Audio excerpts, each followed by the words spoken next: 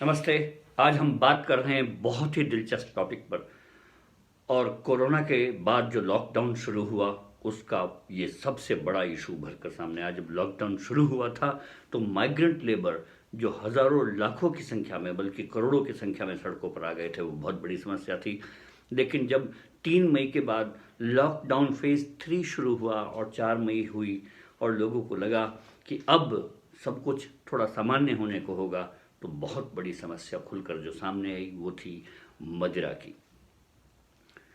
सैकड़ों हजारों दुकानें जब खुली तो वहाँ पर लिटरली कियोस्क की स्थिति पैदा हो गई। लंबी लंबी कतारें। और उसके बाद जो सोशल मीडिया पर उन बेचारे लोगों का जो दारू खरीदने गए थे उनका जो मजाक उड़ना शुरू हुआ। उनके बारे में कहा गया कि वहाँ पर कोरोना की दवाई तो नहीं मिल रही थी, ये खाने की तो समस्या नहीं थी, ये तो पीने की समस्या थी, इस देश में लोगों के पास पैसा नहीं है, वो माइग्रेंट लेबर हैं लेकिन दारू पीने के लिए पास पैसा है, एक दूसरे पर गिरने लुढ़कने के लिए पैसा है। लेकिन एक पत्रकार की दृष्टि से मैंने जानना चाहा कि आखिर ये ऐसा क्यों हुआ। क्यों दारू की दुकानों के बाहर वो भीड़ उमड़ी। क्यों जो अन्य कारोबार थे वो ठीक रहे। दवाओं की दुकानों के सामने उतनी भीड़ नहीं हुई। दवा की दुकानें तो खुली हुई थी, पेप्सी कोक की दुकानें खुली हुई थी, मैगी की दुकानें खुली हुई थी। तो ये असेंशियल कमोडिटीज का जो मामला था उसमें दारू शामिल नहीं थी। जबकि ये 4 मई को सामने आया कि असेंशियल कमोडिटीज में अगर पेप्सी पीना था, कोक पीना था, खाना खाना था, तो मुझे लगता है कि दारू पीना भी एक असेंशियल कमोडिटीज का एक हिस्सा था, जिसको हमने नकारा नहीं बल्कि जानबूझकर एक खेल किया गया। जब मैं खेल किया गया शब्द इस्तेमाल करता हूँ तो आरोप सा लगता है, लेकिन इसका पूरा अर्थशास्त्र समझने के लिए मैंने काफ़ी रिसर्च किया कि ऐसा क्यों हुआ कि जब शराब की दुकानें खुली तो भीड़ उमड़ी, फिर दुकानें बंद हो गई। पुलिस वहाँ पर ऐसे पहरा, मैं कल देखा कई दुकानों के बाहर ऐसा पहरा था। एक तो दुकान बंद थी, वहाँ पर एक एसआई और उससे हो सकता है छोटे कम लेवल का अधिकारी वहाँ पे बैठ के लंच कर रहा था। बंद शटर के बाहर लंच कर रहा है एक पुलिस का आदमी। रिसोर्स की सबसे बड़ी बर्बादी हो सकती है। ये यूपी में हो रहा था। दिल्ली में मैंने कई दुकानें देखी जहाँ पर जो सिक्योरिटी थी वहाँ की, कई कई पुलिस की वैन जीप्स वहाँ पर लोग खड़े हुए अनाउंसमेंट करते हुए लाठियाँ लेकर।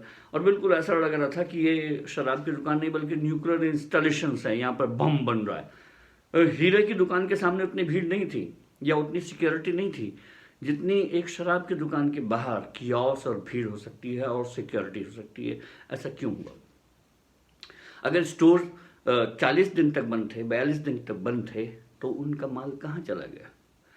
और इसको जानने के लिए मैंने 2 काम किए। एक, रिसर्च वर्क। बी, उन पुलिस वालों से बात करना जो बड़े ओहदों पर रह चुके हैं।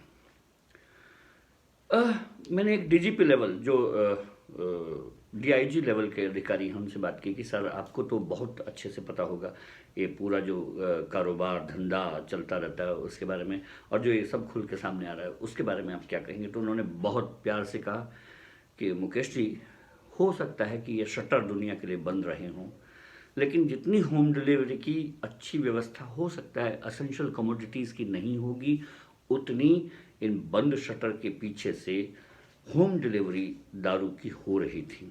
और ये किसी एक स्टेट स्पेसिफिक में नहीं है, ये हर जगह हो रही थी।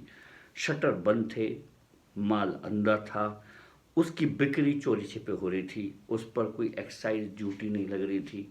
लोगों के पास, लोगों के घर में जो वेल टू डू लोग थे जिनके पास चैनल थे, उनके पास सप्लाई पूरी ढंग से हो रही थी। और उन्होंने समझाया कि अगर ये सप्लाई नहीं हो रही होती तो लॉकडाउन खुलने के बाद 40 दिन के लॉकडाउन में अगर शराब की आपूर्ति नहीं हो रही होती तो बहुत लोगों की शराब पीने की आदत छूट चुकी होती। लेकिन ये आपूर्ति हो रही थी, उनको ऑक्सीजन वेंटिलेटर पर जो मिलना चाहिए था वो मिल रहा था। ये ऐसा पहलू है जिसको मैं कभी पुष्ट नहीं कर सकूंगा। इसके लिए आपको हिडन कैमरा चाहिए, शटर के पीछे से क्या गया, कितना माल कितना चला गया। हालांकि उन डीआईजी लेवल के अधिकारी ने मुझे बताया कि हर दुकान का एक स्टॉक का हिसाब होता है जो शाम को एक्साइज विभाग को देना होता है। यानी कि 25 मार्च को जिस दिन लॉकडाउन हुआ उस दिन दुकान में कितना माल, कितनी बोतल थी, कौन सी दारू की कितनी बोतल थी, इसका हिसाब हर स्टेट के एक्साइज डिपार्टमेंट के पास है। और खुलने के दिन कितना स्टॉक उस शटर के भीतर था, ये उस एक्साइज डिपार्टमेंट के पास है। लेकिन ये सच्चाइयाँ शायद कभी सामने नहीं आ पाएंगी। रिजर्व बैंक ऑफ इंडिया की एक रिपोर्ट है, state finances study of budget, यानी कि राज्य के पास पैसा कहाँ से आता है और कितना आता है। और दिलचस्प बात यह है कि 10 से लेकर 15%, और यानी कि पेट्रोल के बाद अगर कोई सबसे ज़्यादा अर्निंग राज्य को देता है तो वो दारू की दुकानें हैं, अल्कोहल है, लिकर शॉप्स हैं।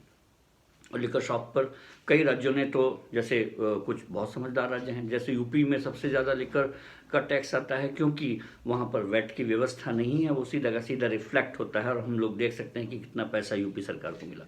लेकिन बहुत सारी सरकारें, जिसमें कर्नाटक भी है, तमिलनाडु है, कुछ और भी राज्य हैं, उन्होंने एक्साइज का टैक्स उतना नहीं रखा हुआ है जितना वैट रखा हुआ है। और वैट राज्य का टैक्स है और वो उसमें रिफ्लेक्ट नहीं होता है, तो पता भी नहीं चल पाता कि आपको कितना टैक्स किस राज्य ने कितना लिया है।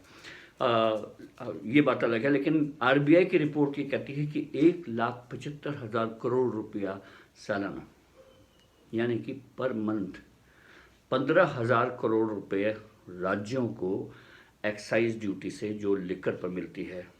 और इसमें जो फॉरेन लिकर हैं उनकी इंपोर्ट पर अलग पैसा लगता है, उनके जो ट्रेडिंग है, उनका जो सेल है, उन पर अलग पैसा लगता है। इससे आमदनी 15,000 करोड़ रुपए होती है। यानी कि पर डे इस देश में जो लिकर शॉप्स हैं उनसे 500 करोड़ रुपया राज्य सरकारों की झोली में जाता है। लेकिन लॉकडाउन के दिनों में जब ये बिक्री नहीं हो रही थी तो ये राज्य सरकारों की झोली में नहीं जा रहा था। हो सकता है कि ये राज्य सरकारों की जो मठाधीश हैं उनकी झोलियों में सीधे जा रहा था। और उसका एक डबल इफेक्ट भी है, यानी कि 500 करोड़ रुपए पर डे, यानी कि दारू तो अंदर स्टोर में बंद थी, स्टोर की दारू बाहर निकल कर बिक रही थी, वो उस दाम पर नहीं बिक रही थी जिसका जो एमआरपी लिखा हुआ है, वो उसका दुगना तिगना दाम ले रहे थे। 500 करोड़ रुपए राज्य सरकार के पास नहीं पहुंच रहा था, लेकिन वो शराब बिक रही थी। और अगर बिक रही थी तो ऐसा नहीं है कि हमारे भोले भाले पॉलिटिशियंस को ये पता नहीं होगा। ऐसा पता ये भी नहीं हो सकता कि हमारे जो बहुत ईमानदार सी पुलिस है उसको बिल्कुल जानकारी नहीं थी कि ऐसा हो रहा होगा। इसमें सबका हिस्सा होगा, यानी कि 500 करोड़ रुपया सरकारी खजाने में नहीं गया, जो उसमें से 400 करोड़ रुपया डीलर्स ने खा लिया। 100 करोड़ रुपए की उन्होंने इधर उधर जो लोगों के लिए सुविधाएं जुटाने के इंतजाम किए हुए होंगे वो, और जो शराब की बिक्री से 500 करोड़ रुपए या 1000 करोड़ रुपए की जो दारू बिकनी थी उसका लगभग 3 गुना उन्होंने कमाया। लॉकडाउन हम सब के लिए था, लेकिन ये लूट डाउन था जो 40-42 दिन तक चला।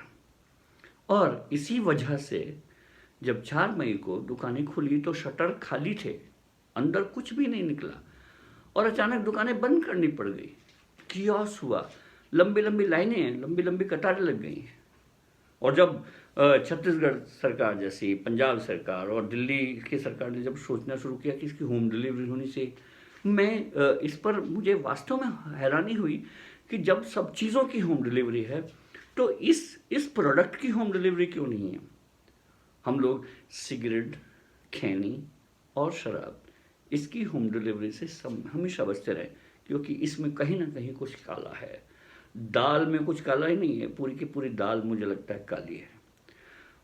इस विषय पर अभी मेरा शोध जारी है, लेकिन इतना तय हो चुका है कि भारत में जो माइग्रेंट लेबर के बाद अगर कोई बहुत बड़ी समस्या है जिस पर पत्रकार बिरादरी को गहराई से कुछ इन्वेस्टिगेशन करके लोगों के बीच सच लाने की ज़रूरत है। तो वो एक ये बड़ा विषय भी है कि क्या इस बड़े रैकेट को, जिसमें पॉलिटिशियन, पुलिस, गिरोहबाज, नेक्सस शामिल है, उसको किस तरह से सामना लाना चाहिए। लेकिन एक बात, इसका उजला पहलू ये है कि जब जब जाते वे मंदिर मस्जिद एक नहीं हो पाते हैं, बैर कराते मंदिर मस्जिद, मेल कराती मधुशाला। इस देश के लोग अगर कहीं एक खड़े होते हैं, एक जगह आते हैं, तो मधुशाला उसमें बहुत कारगर है। हाँ, इसको थोड़ा सा रेगुलराइज करने की ज़रूरत है। इसमें हम लोगों को सचेत होकर सच्चाइयाँ सामने लाने की ज़रूरत है, ताकि मधुशाला विषशाला न बन जाए। धन्यवाद।